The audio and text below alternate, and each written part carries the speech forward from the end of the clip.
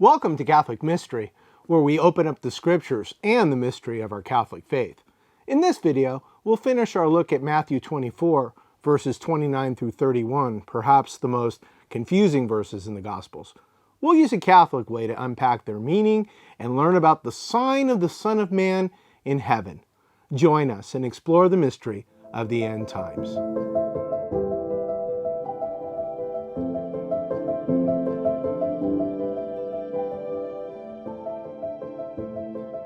We've been walking through Matthew 24, a set of verses that many Christians believe is a future prophecy about Christ's second coming. And one of the reasons is because of these three verses right here. Immediately after the tribulation of those days, the sun will be darkened, and the moon will not give its light, and the stars will fall from heaven, and the powers of the heavens will be shaken. Then will appear the sign of the Son of Man in heaven, and then all the tribes of the earth will mourn. And they will see the Son of Man coming on the clouds of heaven with power and great glory.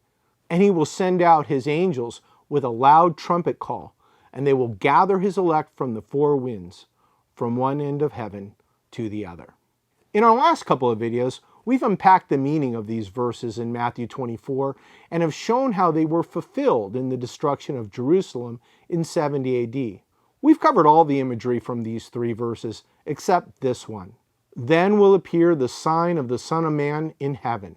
We'll do that one right now and look at the incredible supernatural events surrounding Jerusalem's last days. We'll also summarize what we've mined out of these three verses and ask three questions about them. Number one, what is the meaning of the sign of the Son of Man in verse 30? Number two, what is the primary big picture meaning of all three of these verses together? And number three, how does this big picture open up the mystery of our Catholic faith? Let's address our first question, namely, what is the meaning of the sign of the Son of Man in verse 30? As discussed in this series, the Catholic approach is to first determine what the Church calls the literal sense of the text. When the Church uses the term literal, she doesn't mean what modern readers think it means in our modern culture, in our modern language.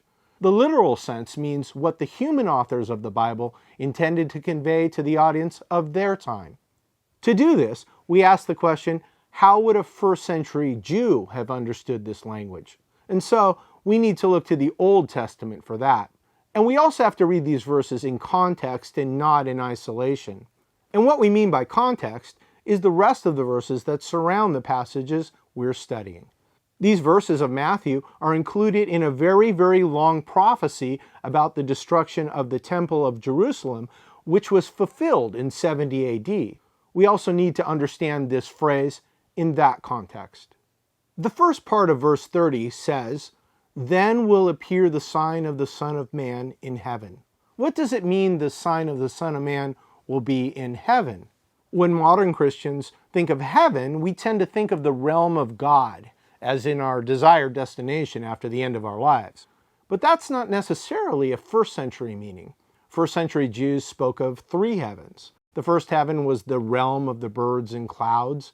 The second heaven was the realm of the sun, moon, and stars. And the third heaven was the realm of God. In modern English, we call those three realms the sky or cosmos, and heaven respectively. Which of the three heavens to use depends on the context in which it appears. These verses are given in the context of the destruction of Jerusalem, not God's realm beyond. And so the better translation for us as moderns would be the sign of the Son of Man in the sky. Several versions of the Bible use this translation. But what would be the actual sign of the Son of Man that would appear in the sky coincident with the destruction of Jerusalem in 70 AD? There's no sign of the Son of Man directly mentioned in the Old Testament, so the technique of searching the Old Testament doesn't work here yet. However, we have the historical destruction of Jerusalem to guide us. So to seek a meaning for the sign of the Son of Man in the sky, let's look at the supernatural historical events that occurred during the last days of Jerusalem. The 3.5-year war between the Romans and the Jews that ended with the destruction of Jerusalem was one of the strangest wars in history. We've looked at many of its strange events throughout this series, But some of the weirdest events, ones that can only be described as supernatural, happened during the final days of Jerusalem. Supernatural events are found in the Bible, but are not typically found in the pages of history. But it is in history where we find descriptions of supernatural events in the last days of Jerusalem in the writings of the historians Tacitus and Josephus. For example, the Jewish historian Josephus records, "They did not attend nor give credit to the signs that were so evident, and did so plainly foretell their future desolation." Josephus then lists many signs that he believed should have been evident to those in the city to demonstrate that the city would be destroyed. Both the Roman historian Tacitus and Josephus corroborate one of those signs. Josephus gives us the most detail. He wrote, "Moreover, the eastern gate of the inner court of the temple, which was of brass and vastly heavy, and had been with difficulty shut by 20 men, and rested upon a basis armed with iron, and had bolts fastened very deep into the firm floor, which was there made of one entire stone, was seen to be opened of its own accord about midnight." Josephus notes that the gates to the court of the temple, which took 20 men to shut, opened by themselves in the middle of the night. Josephus reports that the men of learning saw this as a sign that God's protection of the temple was no more, and that the city would be given over to the advantage of the Roman armies. Josephus tells us of another sign. At the festival, a heifer, meaning a cow that has not given birth, as she was led by the high priest to be sacrificed, brought forth a lamb in the midst of the temple. A cow giving birth to a lamb? That's an extraordinary sign. A festival sacrifice was an important and public type of sacrifice. Heifers or cows were considered prized sacrifices in the temple. Josephus, a descendant from the family of a Jewish high priest, interpreted this as a sign of the city's future desolation. Perhaps he believed it was trouble for the Old Covenant priesthood and sacrifices. A Christian might interpret it differently. Perhaps this was a sign that the Old Covenant sacrifices of the temple had been replaced by the sacrifice of the true high priest, Jesus Christ. The destruction of the temple in 70 AD effectively ended the temple sacrifices of Judaism, which formed the foundation of its liturgy and the way Israel was to atone for sin. And after all, Jesus Christ is the Lamb of God. This sign would be an appropriate sign for the Son of Man, but it happened on the ground, not in the sky. What's more interesting for our purposes is that both first-century historians report similar phenomena in the sky. Josephus reported, "I suppose the account of it would seem to be a fable, were it not related by those that saw it. For, before sunsetting, chariots and troops of soldiers in their armor were seen running about among the clouds." Tacitus reports, "There had been seen hosts joining battle in the skies, the fiery gleam of arms." Both first-century historians report the appearance of hosts, meaning legions or armies in the clouds. We 21st-century Christians might describe those as hosts of angels. It appears that the Son of Man came in judgment not only with the Roman armies of Titus, but also with armies of visible angels as well. But the Son of Man also came to save his elect from the Great Tribulation, as we saw in our last video. And we know that angels provide supernatural protection for God's elect. But the sign that Josephus recorded that's most relevant for our purposes is that there was a star resembling a sword which stood over the city and a comet that continued a whole year. Josephus, a first-century Jew, described the sign that lasted for a year as a star that resembled a sword. And it's with this sign, associated with angelic hosts, that we finally have a connection to the Old Testament. After King David established the city of Jerusalem as his capital around 1000 BC, David sinned against the Lord, and the Lord threatened judgment on the city of Jerusalem. In 1 Chronicles chapter 21, it says this, "God sent the angel to Jerusalem to destroy the city. And David lifted his eyes and saw the angel of the Lord standing between earth and heaven, and in his hand a drawn sword stretched out over Jerusalem.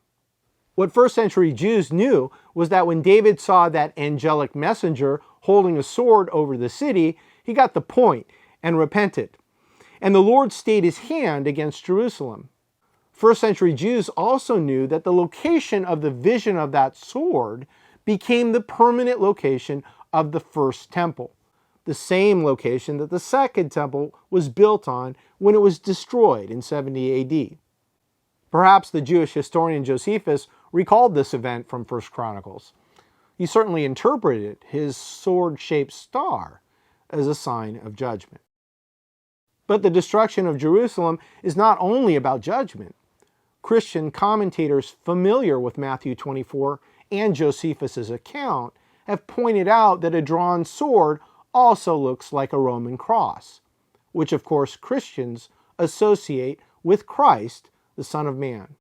And the cross is a sign of judgment and a sign of salvation, like the event of Jerusalem's destruction.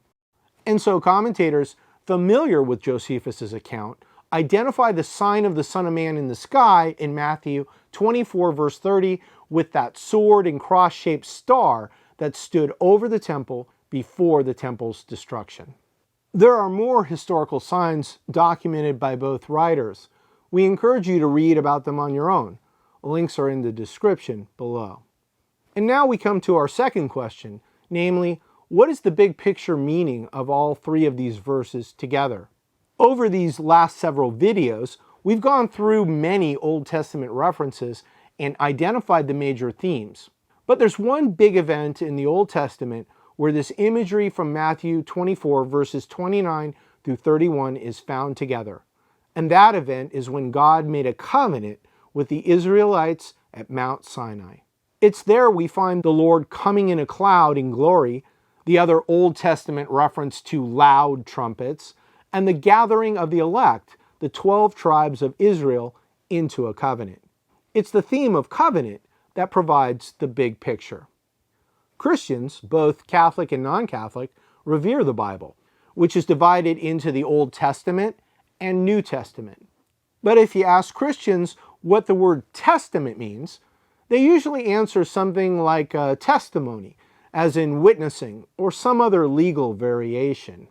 Many Christians have never learned that the word testament, as in the Old Testament and New Testament, comes from the Latin word testamentum, which means covenant. The Old Testament is the Old Covenant, and the New Testament is the New Covenant. That's the way the Church organized the Bible when she defined its table of contents in the 4th century AD. And covenant is much more than a legal agreement. It's a sacred family bond. God establishes covenants with his people because he wants to make them family. And that's the big picture of what the Bible is about. Humanity's fall from God and God's efforts in salvation history to bring humanity back into his family through covenants. And it's the idea of transition from the Old Covenant to the New that helps to frame these verses from Matthew within the context of the destruction of Jerusalem in 70 AD. Christ instituted the liturgy of the new and everlasting covenant at the Last Supper in 33 AD, and through his passion, death, resurrection, and ascension would fulfill the Old Covenant. Christ, through his church, would gather his elect to himself in a radical new way into this new covenant liturgy, which we Catholics today call the Mass. But there were faithful Jews who still held to the Old Covenant. The first Christians were Jews, and those Jewish Christians would need a generation, nearly 40 years until 70 AD, to figure out how the Christian community would transition from the Old Covenant to the New. The New Testament letters deal with the challenges of that transition. And once that transition was complete, the liturgy of the Old Covenant, the liturgy of the temple, would pass away with the destruction of the temple so that the old liturgy could no longer be celebrated. This idea of the final days of the Old Covenant draws together all the ideas in Matthew 24, verses 29 through 31. Let's pull out all the summary points from our videos together one last time. Christ gave this prophecy days before his crucifixion, and days later the leadership of Jerusalem, the Sanhedrin, would reject and put to death the true Messiah. And the consequences of that resulted in a series of events that would lead the Jews into a great tribulation led by false messiahs in Jerusalem. The imagery of the sun, moon, and stars darkening prophesied that judgment would befall Jerusalem, and the season of the old temple and its liturgy would be up. Stars falling from heaven and the powers of the heavens being shaken would indicate that judgment would befall Jerusalem's political leaders. The Jewish leadership, the Sanhedrin, had become a barrier to the Christian community, gathering the remnant of the tribes into the new covenant. And so the Sanhedrin that had orchestrated opposition and persecution of the early Christian community would pass away, and judgment would befall the false messiahs that led the city into the Great Tribulation, resulting in the death of many innocents. There would appear the sign of the Son of Man, both a sword and a cross, in the sky over Jerusalem to signal its upcoming desolation. The destruction of Jerusalem and its temple would cause the Jews to mourn. And the Son of Man would come on the clouds with the power of the Holy Spirit in judgment. But the Son of Man would also come on the clouds to save his elect as well. The high priest would sound the loud trumpet and would send out his human and angelic messengers to proclaim a true jubilee for the forgiveness of the debt of sin, restoration into the family of God, and a return to our true ancestral land, which is paradise itself. Those messengers would gather his elect from the four winds into a new covenant, the elect being the remnant of the Jews. Those human and angelic messengers would bring this good news of salvation to those elect that would survive and even to those that would perish in the Great Tribulation. And these passages were fulfilled in 70 AD. Getting to the literal sense of these verses using a Catholic approach takes a lot of work. We've mined a ton of meaning out of 3 short verses. These verses draw together many elements of the Old Testament together in a short amount of space. There are even more dimensions scholars have drawn out or have emphasized in different ways. This is why the Church asks us to be patient. Do the work to understand the literal sense first, and then the Scriptures will open up to us. And so now we're ready to answer our third question, namely, how does all this open up the mystery of our Catholic faith? We patiently followed the Church's lead with these verses to Jerusalem in 70 AD. We saw a star over Jerusalem and made a connection to the Old Testament. And now the Church is ready to lead us to a new location, because there's another Old Testament prophecy about a star in Numbers 24, verse 17. A star shall rise out of Judah. And that prophecy was fulfilled in Bethlehem 70 years before Jerusalem's destruction. And the Church discovered something amazing when she compared the birth of Christ with the destruction of Jerusalem. As we've learned, these passages in Matthew are about the destruction of the Temple of Jerusalem in the primary literal sense. But these verses do point us to Christ's second coming in a secondary sense. And these verses also point us to Christ's first coming in Bethlehem in that same secondary sense. And that's one reason the Church reads Luke's version of these passages during Advent, which is, of course, about Christ's second coming and his first coming. And these verses are also about something much more familiar to us as modern Catholics in that same secondary sense, namely the Mass. We'll get to those connections soon. We have one more important thing to do, however. We need to finish up the final 3 verses in this section of Matthew. And after we do, we'll show you something that has only been recently rediscovered in the 21st century about these verses. And it will challenge all the famous modern misinterpretations of these passages over the last 2 centuries. So be sure to subscribe, and don't forget to share this video with your family and friends. God bless.